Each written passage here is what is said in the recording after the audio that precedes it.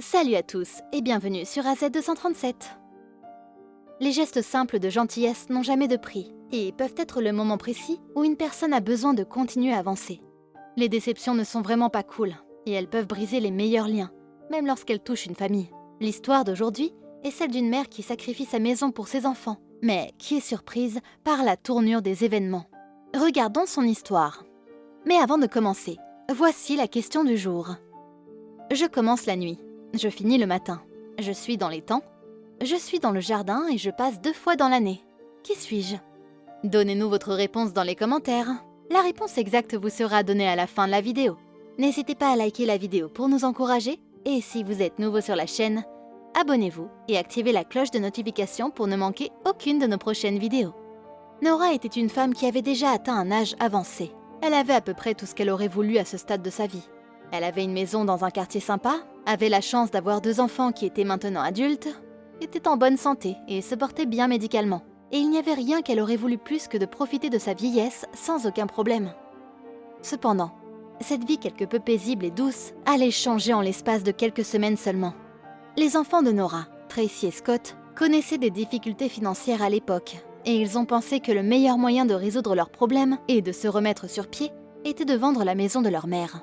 Ils ont informé Nora de cette décision, et comme on pouvait s'y attendre de la part d'une mère prête à sacrifier son abri et ses conditions de vie confortables pour ses enfants, elle a accepté sans même hésiter. Pour elle, la joie de ses enfants était sa priorité, et en ce moment, ils n'étaient sûrement pas heureux de leur situation financière. Et elle était prête à faire tout ce qu'elle pouvait pour aider à améliorer leur situation. Comme s'ils avaient planifié la vente depuis très longtemps, Tracy et Scott ont commencé à agir rapidement et à essayer de vendre la maison.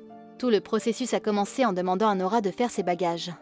Les enfants lui ont demandé de ne prendre qu'une seule valise et de laisser tout le reste dans la maison, car ils ne voulaient pas qu'elle emporte trop de choses. Nora n'était pas contente, car elle voulait vraiment emporter ses affaires loin de la maison où elle a vécu pendant de nombreuses années. Elle pensait que les laisser signifierait ignorer toutes les choses auxquelles elle s'était habituée, ainsi que les souvenirs qui les accompagnaient. Elle a eu une semaine pour faire ses bagages, et elle a passé toute cette semaine à faire le tour de la maison plusieurs fois, et à l'admirer comme si c'était la dernière fois qu'elle la voyait. Elle pensait que c'était un sacrifice qu'elle devait faire, et était prête à aider ses enfants à résoudre leurs problèmes financiers. Une semaine plus tard, elle avait déjà fait ses valises. Cependant, elle ne s'est pas contentée de faire une seule valise. Elle a ajouté un autre sac sur le côté et a gardé les quelques affaires qu'elle voulait vraiment garder. Même si elle aurait voulu tout emporter, elle n'a emporté qu'un nouveau linge de lit, qu'elle n'avait jamais utilisé auparavant, un beau service à thé et des statues en porcelaine qu'elle ne voulait pas jeter mais offrir à Tracy.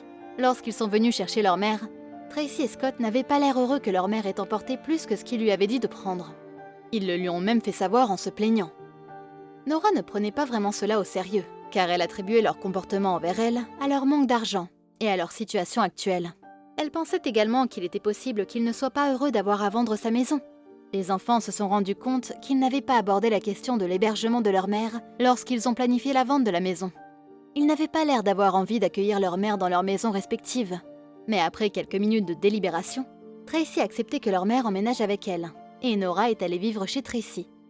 Même si Tracy n'y tenait pas vraiment. D'ailleurs, les choses ont évolué assez rapidement avec la vente de la maison de Nora. Tracy et Scott ont tout fait en quelques jours seulement, et comme ça, Nora s'est retrouvée sans maison à elle. Elle n'a pas eu à s'inquiéter de la vente immédiate de sa maison, car elle a obtenu une belle chambre dans la maison de Tracy. Cette chambre avait toujours été le bureau du mari de Tracy, mais il l'a cédée à sa belle-mère à contre-cœur, après que Tracy ait demandé à faire de cet endroit une chambre pour sa mère. Même si elle ne ressemblait en rien à la chambre qu'elle occupait dans son ancienne maison, Nora s'y sentait à l'aise et n'avait pas à s'inquiéter de la cohabitation avec sa fille. Cependant, cela allait changer juste après quelques semaines. Le mari de Tracy a commencé à faire des gestes qui les laissaient entendre qu'il n'était pas heureux d'avoir Nora à la maison. Il se plaignait de presque tout ce qu'elle faisait dans la maison, ce qui rendait Nora malheureuse. Pour elle, avoir sa fille, pour laquelle elle a en partie fait le sacrifice à ses côtés, serait juste une petite chose à demander. Mais d'une certaine manière, Tracy n'était pas heureuse non plus. Elle rendait les choses vraiment difficiles pour Nora, et faisait constamment des commentaires suggérant qu'elle n'était pas heureuse d'avoir sa propre mère dans sa maison. Même les statues que Nora lui avait données en cadeau, Tracy semblait soit les garder quelque part sans les utiliser, soit les jeter. C'est à ce moment-là que Nora a réfléchi pour la première fois à sa décision de vendre la maison. Elle regrettait déjà sa décision, même si elle ne l'avait fait que pour soutenir ses enfants. Elle pensait qu'elle aurait pu refuser leur demande de vente de la maison, car elle devait maintenant faire face aux conséquences de sa décision, dont elle ne devrait vraiment pas avoir à se soucier. Au fil des semaines, les choses devenaient de plus en plus insupportables pour Nora. Et même Tracy devait chercher une solution à la présence de sa mère. Elle appela son frère Scott et lui dit qu'il était temps pour lui d'accueillir leur mère. Bien que Scott ait d'abord désapprouvé l'idée, il n'avait finalement pas le choix, et peu de temps après, Nora emménagea avec lui. Contrairement à la maison de Tracy, où Nora était encore à l'aise pendant un certain temps, celle de Scott était encore pire. Sa femme n'apprécia pas la présence de sa belle-mère dès le moment où elle apporta ses affaires pour habiter avec eux. Elle ne laissait pas Nora entrer dans la cuisine, et lui servait même des restes. Elle faisait tout ce qu'elle pouvait pour rendre la vie misérable à Nora. Même si tout ce que Nora voulait, c'était un endroit où rester. Scott était pareil. Il se rangeait du côté de sa femme pour critiquer sa mère, et à ce moment-là, il envisagea de la renvoyer de chez lui. Il appela Tracy pour l'informer qu'il aimerait que leur mère retourne chez elle. Mais Tracy refusa catégoriquement, car elle estimait que Nora était déjà restée beaucoup plus longtemps dans sa maison. Au téléphone, les frères et sœurs réfléchissaient à ce qu'ils allaient faire de leur mère. Scott suggéra même d'emmener Nora dans une maison de retraite, mais Tracy s'opposa rapidement à cette idée, affirmant qu'elle n'avait pas assez d'argent pour la payer. Leur coup de fil dura encore plus longtemps, Tracy disant aussi qu'elle savait que leur mère serait un problème et qu'ils auraient dû réfléchir à ce qu'ils allaient faire d'elle avant de finalement vendre la maison. Après un long moment au téléphone, ils ont décidé que Nora resterait avec Scott pendant qu'ils réfléchissaient à ce qu'ils allaient faire ensuite. Pendant ce temps, Nora n'était pas du tout heureuse de la situation. Elle était autrefois propriétaire d'une maison, et maintenant elle devait rester avec ses enfants, et dans les deux cas, la décision était pire que ce à quoi elle se serait probablement attendue. Un jour, elle décida de retourner dans son quartier pour voir un de ses anciens voisins. En y arrivant, elle jeta un coup d'œil à sa maison. La personne qui l'avait achetée l'avait rapidement rénovée pour en faire un manoir. À ce moment-là, des larmes coulaient de ses yeux lorsqu'elle pensa à la façon dont elle vivait là il y a quelques mois à peine. Et elle se demandait si elle pouvait laisser ses enfants et aller vivre ailleurs. Peu après, son amie et ancienne voisine Emma la vit et l'emmena dans sa maison pour la consoler. Emma était inquiète pour elle. Nora avait l'air beaucoup plus âgée qu'avant, même si elle n'avait que quelques années d'écart.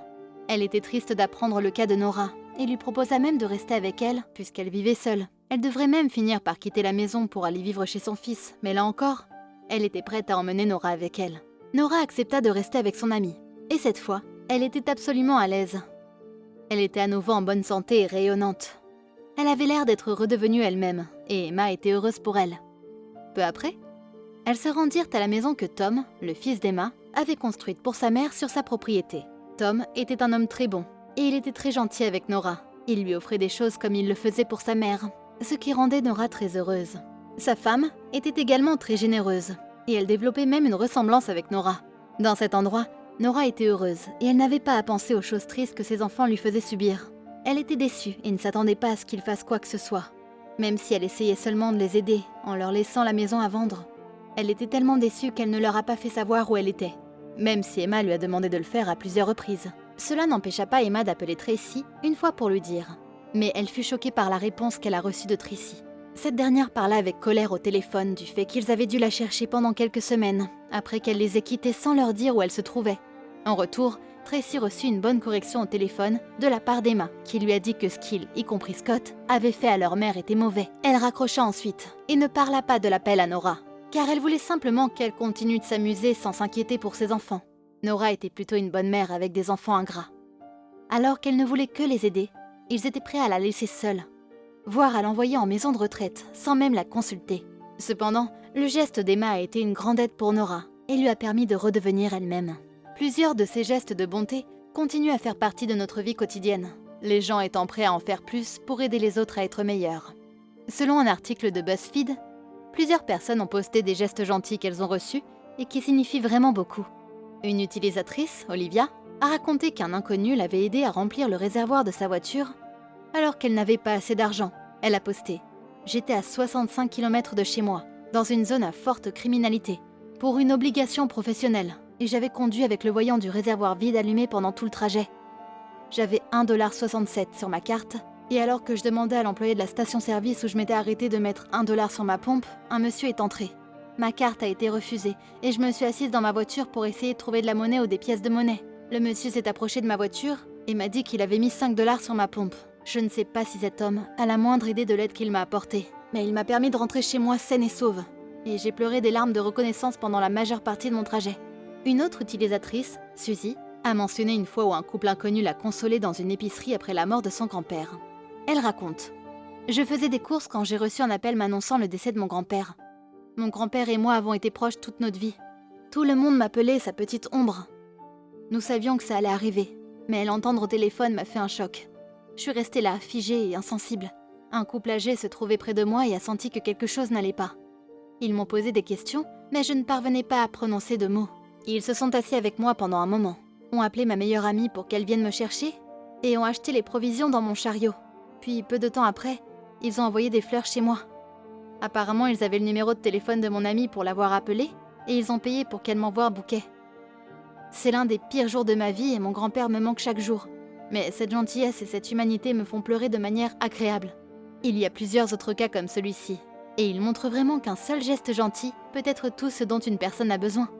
Quelle est votre opinion au sujet de cette histoire? Dites-le nous dans les commentaires.